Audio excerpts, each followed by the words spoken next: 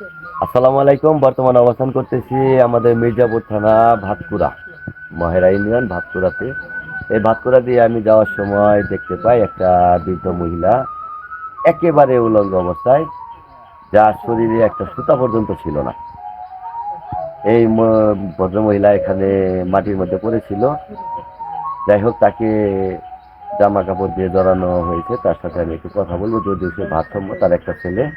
আশেপাশে মানুষদের কাছে জানতে পারছি তার একটা ছেলে, সে দেশের বাহিরে থাকে, কিন্তু তার বাড়িতে তার স্ত্রী আছে। স্ত্রী থাকা অবস্থায় তাকে কতটুকু যত্ন করে এটা তো দেখেই বুঝতে পারলাম।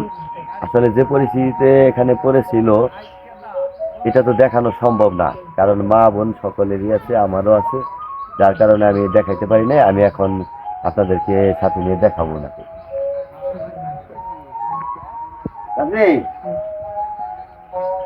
আপনার ছেলে আছে? নাই। মেয়ে আছে? খাবার দেয় কে? এই বেডটা খাইছেন? কি খাইছেন? হ্যাঁ,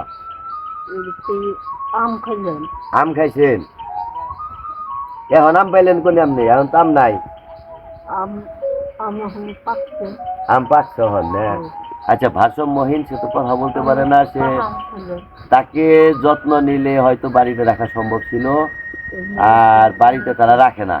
তারা বাড়িতে রাখে না কারণ ছেলের ইনকাম ভালো লাগে। এই ভদ্র মহিলার ছেলে যে ইনকাম করে তার স্ত্রীর অনেকটাই ভালো লাগে, কিন্তু তার মাকে ভালো লাগে না। মাকে ভালো লাগে না বিদায় মা এলো রাস্তাঘাটে পড়ে থাকে। আচ্ছা, মায়ের যত্ন নেওয়া লাগবে না এলো বউয়ের যত্ন নেওয়া লাগবে আগে? এটা আমার জানার বিষয়। আপনারা আমাকে কমেন্টে জানাবেন যে মায়ের যত্ন আগে নিব না বউয়ের যত্ন আগে নিব। একেবারে কাপড় ছাড়া নগ্ন অবস্থায় পড়ে থাকে, এটা তো আমি দেখাইতে পারি নাই। এই ভদ্র মহিলা কি বলে তাও বোঝা বড় কষ্ট, কারণ বোঝার মতো সাধ্য আমার নাই। আশেপাশে যারা মানুষ আছে তাদেরও হয়তো বোঝার মতো সাধ্য নাই।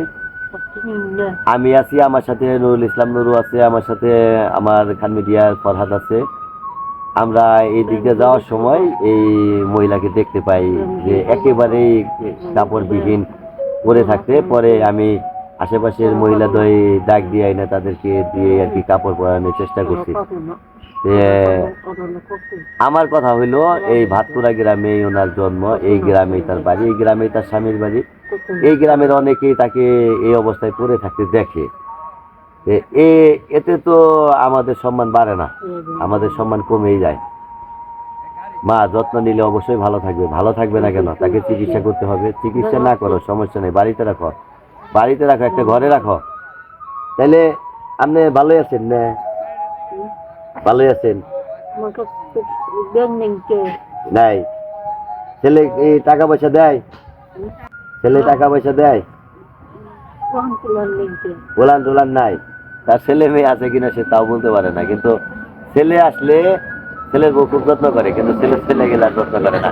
এটাই হলো আশেপাশের মুরব্বীদের কথা আর কি। কিন্তু তারা একটু লুকায়িত আছে যে গ্রামের ব্যাপার, তারা বললে কে কি বলবো না বলবো, যার কারণে তারা সম্মুখে আসতে রাজি না।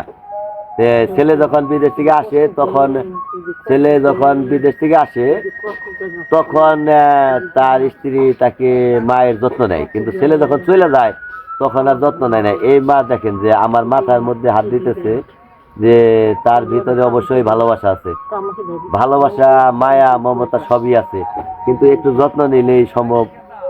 একে একটু যত্ন নিলেই আর কি একে ভালো রাখা সম্ভব। আমার দাবি, এই পৃথিবীতে যত মা আছে তাদের যত্ন নেওয়া। এই পৃথিবীতে যত মা আছে তাদেরকে যদি একটু চিকিৎসা করা যায়, যত্ন নেওয়া যায়, তাহলে হয়তো ভালো থাকবে। আপনারা অবশ্যই অবশ্যই আমাকে কমেন্টে জানাবেন যে তাকে ভালো রাখা সম্ভব কিনা।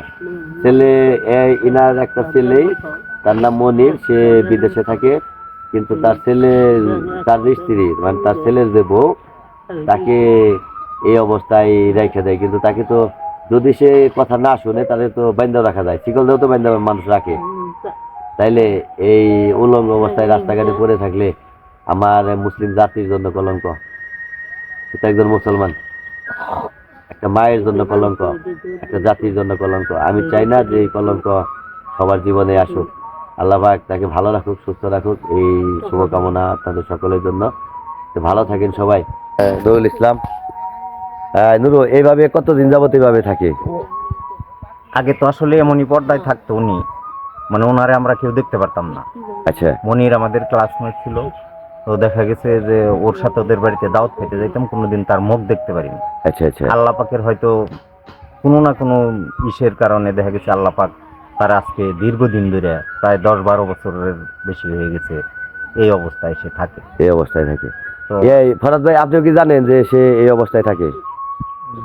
আগে দেখছি যে রাস্তাঘাটে দেখছি নড়াচড়া করতে দেখছি, কিন্তু এইভাবে থাকে নাই, কিন্তু কাপড় ঠিকই থাকছে। আগে কাপড় চোপড় থাকে রাখছে, এখন রাখে না আর কি। আমি যে অবস্থায় দেখে গেছি সে কোনো কাপড় চোপড়ই রাখে না শরীরে। যাই হোক, আল্লাহ পাক যেন সকলকে ভালো রাখে, সুস্থ রাখে, এই শুভকামনা। ভালো থাকেন সবাই। আসসালামু আলাইকুম রহমতুল্লাহি বারাকাতুহু।